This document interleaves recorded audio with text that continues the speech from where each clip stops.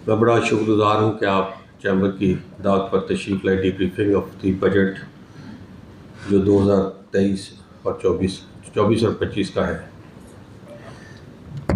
आप तमाम दोस्तों को पहले ही मालूम होगा कि जैसे ही जिस दिन बजट 12 जून को ये पेश हुआ, हम लोगों ने सियालकोट चैम्बर वो पहला चैम्बर था जिसने इसको पूरी तरह से रद्द किया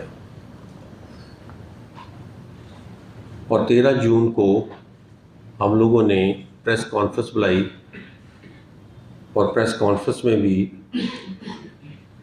अपना रद्द-ए-अमल दिया और FTR के ऊपर हम लोगों ने कहा हम किसी भी सूरत कॉम्प्रोमाइज़ नहीं करेंगे, क्योंकि ये एक्सपोर्ट को बिल्कुल जो है वो एक्सपोर्ट के लिए बड़ा एक ज़ालमाना सा फ़ैसला है, स्पेशल एक्सपोर्टर्स के लिए और स्पेशली SMEs के लिए। फिर उसी दिन हम लोगों ने गुजारिश की जनाब ख्वाजा मोहम्मद आसिफ साहब से। इस वक्त तक जब हम लोग ये काम कर रहे थे, ना ही तो फेडरेशन को पता था, ना ही किसी और चैम्बर को भी पता था। सबसे पहले इसका इनिशिएटिव सियालकोट चैम्बर ने लिया। ख्वाजा मोहम्मद साहब का बड़ा शुक्रिया कि उन्होंने हमें कहा कि 14 जून को आप लोग मेरे पास आ जाएँ, सुबह को 10:30 बजे करीब। मैंने जिन जिन दोस्तों से भी रिक्वेस्ट की वो सारों ने हाँ में हाँ मिलाई और हम सब वहाँ पे पहुँच गए, जिनमें ख्वाजा मसूद साहब और भी काफ़ी सारे दोस्त थे। हमने जाके अपनी गुजारिशात पेश की जी कि ये जो FTR जो गवर्नमेंट ने लगाया है ये मुनासिब नहीं है, इसको किसी भी तरीके से ख़त्म कर दिया जाए, चाहे बेशक इसमें आप 1.5% तक भी ले जाएं, लेकिन ये ख़त्म हो जाए। तो उस वक़्त जा रहे थे प्राइम मिनिस्टर साहब की मीटिंग में, हमें तकरीबन 2 घंटे उनसे टाइम, जो एक्चुअली इसका जो आफ्टर इफेक्ट है बेसिकली उनका ये 14% टैक्स आपका बढ़ गया, 1400% कह लें, जो कि जिस तरह हमारे नासरीन कंपनी पिछले वीक उन्होंने भी ब्रीफिंग दी थी कि आप समझ लें कि 14 गुना आपका टैक्स बढ़ गया है। तो खाई साहब ने कहा मैं अभी जा रहा हूँ प्राइम मिनिस्टर के पास, मैं इंशाल्लाह ताला उनसे बात करूँगा। फिर उसी दिन उन्होंने शाम को ट्वीट भी किया इसके खिलाफ FTR के मुतल्लिक़, और उस ट्वीट में उन्होंने जो हम लोगों ने गुजारिशात की थी वो सेम थी। ये एक्सपोर्टर्स के लिए मुनासिब नहीं और ना ही, बल्कि ये रास्ता खोल देगा एक नई करप्शन का FTR के लिए। तो इसको ख़त्म किया जाए, बजाय कि एक्सपोर्टर्स को जो कि आपको फॉरेन एक्सचेंज अर्न करके दे रहे हैं, नवाज शरीफ का दिया हुआ ये तोहफा सियालकोट को, और उसमें सियालकोट ने ही काफ़ी कोशिश की थी इस वक्त लेने के लिए। उसके बाद फिर एक एनॉमली कमेटी बनी जिसमें ख्वाजा मसूद साहब थे, ख्वाजा आसिफ साहब को मिले, प्राइम मिनिस्टर साहब को भी मिले, इवन जनरल सरफराज साहब है यहाँ पे रह के GM8 8 के स्टेशन कमांडर हमारे सियालकोट से ही हैं, उन्हें भी ये मिले GOC। फिर दोबारा हम लोग ये चीज़ लेके ख्वाजा आसिफ साहब के पास गए, इधर सियालकोट में ही गया था उस दिन। हज़रत शेख साहब ने भी उनसे बात की। गालबन ट्यूसडे वाले दिन मोहम्मद मीर के प्रोग्राम में भी आए और उन्होंने वहाँ पे भी बड़े खुल के एक्सपोर्टर्स के साथ बेइंतहा सरासर ज़्यादती है, तो लिहाजा इसको ख़त्म किया जाए। अब हमें दोबारा से ख्वाजा मसूद साहब की ख्वाहिश थी कि हमें किस तरीके से प्राइम मिनिस्टर साहब से टाइम मिल जाए, तो हमने कोशिश की, तो टाइम मुझे मिल गया। एक तो ख्वाजा आसिफ साहब से बात हो गई कि ठीक है आप लोग आएँ तो इंशाल्लाह दोबारा से कोशिश करते हैं। मैं इस्लामाबाद पहुंच चुका था, अभी ये लोग रास्ते में थे चेलम, तो फ़ोन आया कि आज मीटिंग नहीं हो सकती क्योंकि प्राइम मिनिस्टर का प्लान बन गया बलूचिस्तान जाने का, तो कॉमर्स मिनिस्टर जो है वो बलूचिस्तान जा रहे हैं और शायद मिनिस्टर इंडस्ट्री भी वो बलूचिस्तान के साथ चले जाएँ। तो इनका ठीक है हम लोग आ जाते हैं, लेकिन थोड़ी देर बाद मैसेज आया कि नहीं, आज मीटिंग मिनिस्टर इंडस्ट्री से भी नहीं होगी। तो ख्वाजा मसूद साहब और माजिद भुट्टा साहब थे, साथ उमैर थे चैम्बर से। तो ये लोग फिर वापस आ गए। मैं चूँकि इस्लामाबाद पहुंच चुका था, तो मैंने सोचा कि वहाँ पे मैं रहता हूँ, देखता हूँ, एक आध दिन में टाइम मिल ही जाएगा। दोबारा कोशिश की तो कॉमर्स मिनिस्टर साहब से और हाज साहब से टाइम मिल गया। पहले टाइम मिला उनके, जब 12:15 बजे तक ना आए तो पता चला कि फ्राइडे है, तो आपको उन्होंने बुला लिए असेंबली हॉल में। बहुत सारे और भी लोग आए हुए थे, पेशावर अपना KPJ से भी आए हुए थे और कुछ कराची से भी लोग आए हुए थे। और अब्बास मेहदी साहब है अपना डायरेक्टर TDAP, वो भी वहाँ पे मौजूद थे। TDF वो भी वहाँ पे मौजूद थे। मुझे बार बार एक ही चीज़ उन्होंने पूछी कि आप अकेले आए हुए हैं। मैंने कहा जी मेरा ग्रुप था वो वापस चला गया है, तो मैं इस वक्त तो अकेला ही हूँ। उन्होंने कहा, मैंने कहा आप बार बार क्यों पूछ रहे हैं? कहा जी हमने इंतज़ाम करना होता है चेयर्स का, चीज़ों का। तो मिनिस्टर साहब ने ये पूछा है कि सियालकोट से जो बंदा है वो खेला है। मैंने कहा जी मैं बिल्कुल खेला आया हूँ। एनीवे, जब जो असेंबली में जो ऑफिस है वो ऑफिस ख्वाजा आसिफ साहब का और जाम कमाल साहब का बिल्कुल एक ही है। बता दें कि मैं आ गया हूँ और जाम सादिक साहब ने भी आना है, तो काइंड नहीं आए, तो साथ बैठ जाए ताकि मीटिंग हमारी हो जाए। तो उनका मैंने दूसरा उन्हें कहा कि बहुत सारे लोग बैठे हुए हैं अंदर और 10-15 लोग हैं, बार बार ये पूछ रहे हैं कि मैं अकेला आया हूँ। तो उन्होंने कहा ये ऐसा कोई प्रेजेंस नहीं है इस्लामाबाद में। इस्लामाबाद जो चैम्बर है, हालांकि वो ट्रेडर चैम्बर है, एक्सपोर्ट चैम्बर तो है नहीं है लोकल, लेकिन हर मीटिंग में मौजूद होता है क्योंकि नज़दीक है, फ़ौरन पहुँच जाते हैं। तो अगर आपने आना हो, कभी भी आना हो, तो 2-4। इसी दौरान मेरी रियाजुद्दीन शेख साहब से बात हुई, तो बात चल रही थी कि मीडिया पे भी हमें जाना चाहिए। हमारे फॉर्मर प्रेसिडेंट हैं मियां इमरान अकबर साहब, ये इनके पास बैठे हुए, तो मैंने कहा चलें आप फ़ोन अपना कर लें,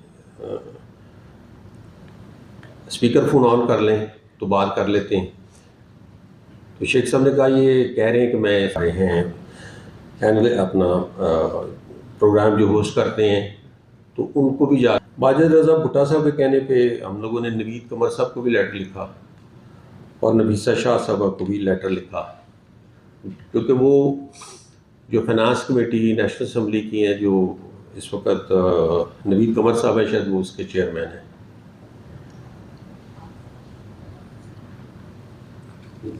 अब तकरीबन 2 बजे के करीब सेशन शुरू हो जाना था, तो मिनिस्टर कॉमर्स आ गए। तो मैंने कहना चाहिए आपकी मेहरबानी है। तो वो जब आए तो काफ़ी सारे लोग बैठे थे, 20-25 लोग बैठे हुए थे। तो वहाँ से उठ के चले गए, तो वो PA का कमरा था जिसमें जाके बैठ गए। तो उन्होंने अपने PA को फ़ोन किया कि ये मलिक साहब को मेरे पास भेज दें। तो मैं उनके पास चला गया, कुछ हमारे कॉमर्स के मुतल्लिका पॉइंट्स से उन पर डिस्कशन हुई। फिर मैंने उनसे FTR की बात की। उस वक्त ख्वाजा आसिफ साहब भी पहुँच गए। मेरा ख्वाजा आसिफ साहब 6 या 7 मिनट बाद पहुँच चुके थे। कॉमर्स मिनिस्टर साहब ने एक ही बात कही, उन्होंने कहा कि जी ये बजट जो बनाया गया है ना, कॉमर्स मिनिस्टर ख़ास के कह रहे थे कि हमें तो बिल्कुल इसका पता ही नहीं बजट का। समझे कि हम लोगों से भी ये पूछा नहीं गया। पहले हमसे पूछा जाता था कुछ ना कुछ, हम लोग इनपुट देते थे।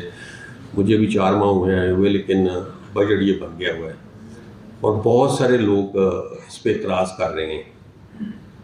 ख्वाजा आसिफ साहब से मैंने पूछा, मैंने कहा आप बता दें कि अभी तक क्या पोजीशन है, इस वक्त हम लोग क्या करें फ्यूचर में।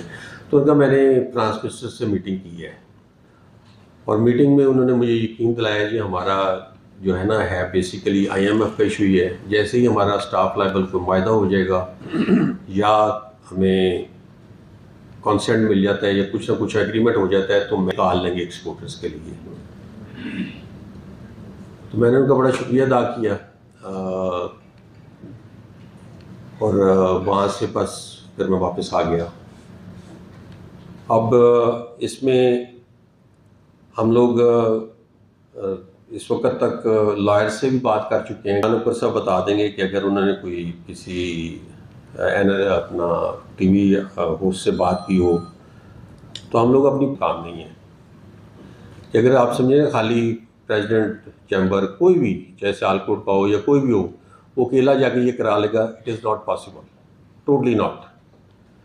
इसके लिए तो आपको ठीक ठाक लॉबिंग करनी पड़ेगी, आपको इस्लामाबाद रहना पड़ेगा। आप ये यहाँ बैठे हुए वहाँ पे बैठे हुए हैं और कोई भी गैप निकलता है तो वो मिलने के लिए वहाँ पे मौजूद होते हैं। तो कहा जाए जी हम सियालकोट से आ जाएंगे तो इट इज़ नॉट पॉसिबल। आप सियालकोट से टाइम लेके चले भी जाएं तो क्या एश्योरिटी है कि आप प्राइम मिनिस्टर को मिल लेंगे? क्या एश्योरिटी है कि आप दूसरे किसी मिनिस्टर को मिल लेंगे? ये काम आपके वहाँ बैठने से होगा। इसमें कुछ, क्योंकि मुझे तो वापस आके ये भी होता है कि मैंने चैम्बर में भी काम करना है, फलाना काम नहीं हुआ, ठीक है, वापस आ जाते हैं। तो ये जो काम है ये सबसे ज़्यादा ज़रूरी है। मैं भी एक्सपोर्टर ही हूँ आपकी तरह, मैं कोई मेरा दुकानदार तो हूँ नहीं हूँ कि मुझे इंटरेस्ट नहीं है। ये इवन मिनिस्टर कॉमर्स ने वादा किया है इंशाल्लाह ताला ये कोई by the end of this month हम लोग एक्सपेक्ट कर रहे हैं कि हम लोगों को प्रेशराइज करना पड़ेगा, हम लोगों को बैठना पड़ेगा और इसके लिए कुछ ना कुछ करना पड़ेगा। तो ये मेरी तरफ से ब्रीफिंग थी। आगे जो अल्लाह ताला को मंजूर है, इसके बाद मैं रियाजुद्दीन शेख साहब से कहूँगा कि वो अपने ख्यालात का इजहार करें और लोगों को बताएं। सब दोस्तों को यहाँ बुलाने का मकसद यही था कि हम आपको बता सके कि चैम्बर की तरफ से हम क्या एफर्ट्स कर रहे हैं। तो मलक साहब ने बड़ा अच्छे तरीके से आप सबको बताया कि अब तक कितनी एफर्ट्स की गई हैं। मेरा अपना भी ज़ाती ख्याल को ब्रीफ किया जाए।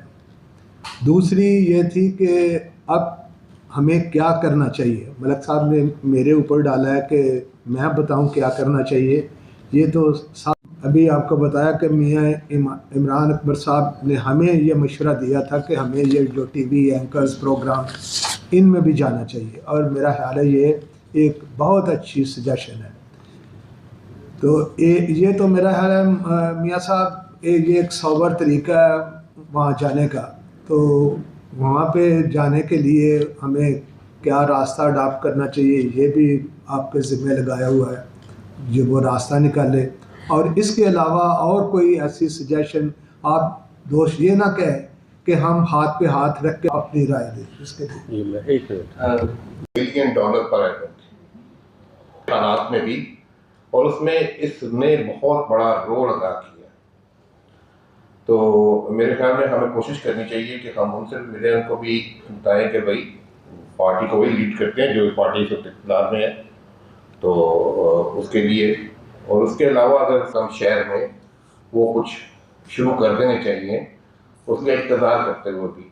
और उसके अलावा पूरा शहर जो है एक्सपोर्ट के साथ लिंक्ड है। जहाँ पर सियालकोट अच्छे तरीके से बात करना जानता है, वहाँ पर मैं समझता हूँ आपकी क़यादत में अगर हमें अल्लाह ना करे कि वहाँ तक नौबत आए कि हमें कोई उस तरीके में एक एहतजाज करना पड़े जो कि नहीं हमने कभी किया, तो हम शायद वो भी एक मसाली एहतजाज करें। मसाली का लफ्ज़ ज़रा कम, लेकिन अल्लाह करे जैसे प्रेसिडेंट साहब कह रहे हैं कि उनकी अपनी मजबूरियाँ हैं और इसमें लेकिन पिछली मीटिंग में मैं भूल गया, लेकिन हमें प्रेसिडेंट साहब को भी अप्रिशिएट करना चाहिए उनकी टीम के साथ, और तालियों के साथ उनको स्टैंडिंग ओवेशन देना चाहिए हमें कि उन्होंने बहुत काम किया। Thank you so much.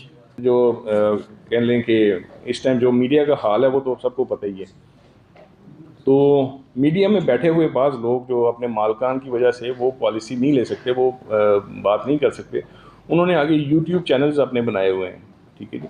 तो मैं चाह रहा था कि हम लोग उनसे डिजिटल मीडिया से रब्ता करें, और हमने एक सिलसिले में को 15 के लगभग जो है ना वो शॉर्ट लिस्ट की हैं जी, जिस तरह कामरान खां हैं, इस तरह के इस लेवल के काफ़ी सारे दोस्त ऐसे हैं जो प्रो गवर्नमेंट भी हैं। हम चाह रहे हैं कि हम अभी एंटी गवर्नमेंट जो लॉट है उसको ना इंट्रोड्यूस करवाएं। हम पहले गवर्नमेंट के जो हवाले से बात नरम रवैया रखते हैं, पहले उनसे बात करवाई जाए। तो मेरा ख्याल है जी कि 15 के लगभग हम लोगों ने इसको शॉर्ट लिस्ट किया है। तो हम चाह ये रहे हैं कि इसकी एक कह लें कि हाई पावर्ड एक आप तश्कील दें कमेटी, जो क्योंकि हमें इन 15 लोगों को कंटेंट देना पड़ेगा खुद अपना कि हम क्या चाह रहे हैं, किस तरह चाह रहे हैं। तो हम एक मीटिंग इस्लामाबाद में रखेंगे, एक डिनर या कोई लंच वगैरह, तो वहाँ पे इनको बुलवा के उनके साथ पूरा हम इन्हें ब्रीफ करेंगे कि हमारी ये क्या मुश्किलात क्या हैं और क्या हम चाह रहे हैं। तो मैं यही दरख्वास्त करूँगा कि आप इसके लिए एक कमेटी तश्कील दें, जिस तरह यानी बाज़ लोग बड़ा अच्छा समझते हैं हमारे इधर बैठे हुए दोस्तों में से कि सोशल मीडिया को अवान साहब हैं और भी काफ़ी सारे दोस्त हैं, ये सामने बैठे हुए हैं हमारे नौजवान एग्जेक्टिव कमेटी के। तो इस तरह के कुछ दोस्त जो है ना हमें, और बीच में कुछ एक्सपीरियंस लोग भी शामिल हों, ताकि जो है ना एक अच्छा कम्बिनेशन बने और वहाँ पे जाके हम अपना पॉइंट ऑफ व्यू उनको दे सकें। बहुत शुक्रिया। क्या इसमें हम लोग ये 300-400 बिलियन आराम से अकोमोडेट नहीं कर सकते? कर सकते हैं। कई जगहों पर डाउन साइजिंग हो सकती है, सेविंग हो सकती है, कुछ एरियाज़ में बढ़ा रहे हैं खर्चे। तो क्या जो हमारी 30 अरब की एक्सपोर्ट है, हमारे जो रिमिटेंस है वो भी 30 अरब की है तकरीबन, और उसके बाद हमारी कर्टेल जो रोकी हुई इंपोर्ट है वो 50 के करीब है। तो दे रियलाइज़ इट कि what is the importance of the export. उसके बावजूद ये हो क्या रहा है, ये पहले ये समझने की कोशिश करें, क्योंकि 300-400 अरब के पीछे आप अपनी 30-32 बिलियन की एक्सपोर्ट को ख़राब करने की कोशिश कर रहे हैं। It means there is something else. That is why जो आप एफर्ट्स कर रहे हैं, आपको कुछ सुनने को तैयार नहीं है, जिनसे आप बात कर रहे हैं उनके इख्तियार में कुछ नहीं है। जो इस वक्त मैक्रो इकनॉमिक मैनेजर्स हैं वो ये नहीं है, वो कोई और है। जब आप उनसे बात करेंगे तो उनसे शायद आपकी सुनवाई हो सके, लेकिन it's all about exporters bashing हो रही है। ये एक तस्वर पाया जाता है हर जगह के पाकिस्तान के एक्सपोर्टर्स बहुत पैसा बनाते हैं। ये इमेज कुछ हमने खुद क्रिएट किया हुआ है, कुछ हो गया है। तो अब वो बात सिर्फ ये नहीं है, जैसे मैंने कहा कि इसके पीछे कोई और चीज़ है, उसको मैं समझने की कोशिश करनी चाहिए। हम जो कह रहे हैं हम ज़्यादा भी करने को तैयार हैं। अभी देखें, फिर ऑल ऑफ ए सडन हमें 29% टैक्स पे ले गए, फिर 10% ऊपर जिसकी है एक्सपोर्ट उसको लगा दिया सुपर टैक्स भी। कौन सी दुनिया में कोई export business all of a sudden ये अब्जॉर्ब कर सकता है? क्या एक पॉलिसी इस तरह बनती है कि आपको पता ही ना हो और अगले दिन सो के उठें तो आपने कॉन्टैक्ट किए हुए हैं, सारा कुछ किया हुआ है। So what is going on? अगर यहाँ पे आज कुछ होता है, पाकिस्तान डिफ़ॉल्ट होता है, तो हम ऑपरेट ही नहीं कर सकेंगे। This is now we have to think about it कि ये जो सिचुएशन बन रही है इसमें हम लोग किधर जाएंगे, कैसे मैनेज करेंगे। अगर आप जो बातें उनसे जाके कर रहे हैं, आपका ख्याल है कि वो इतने बुद्धू हैं, वो समझते नहीं हैं?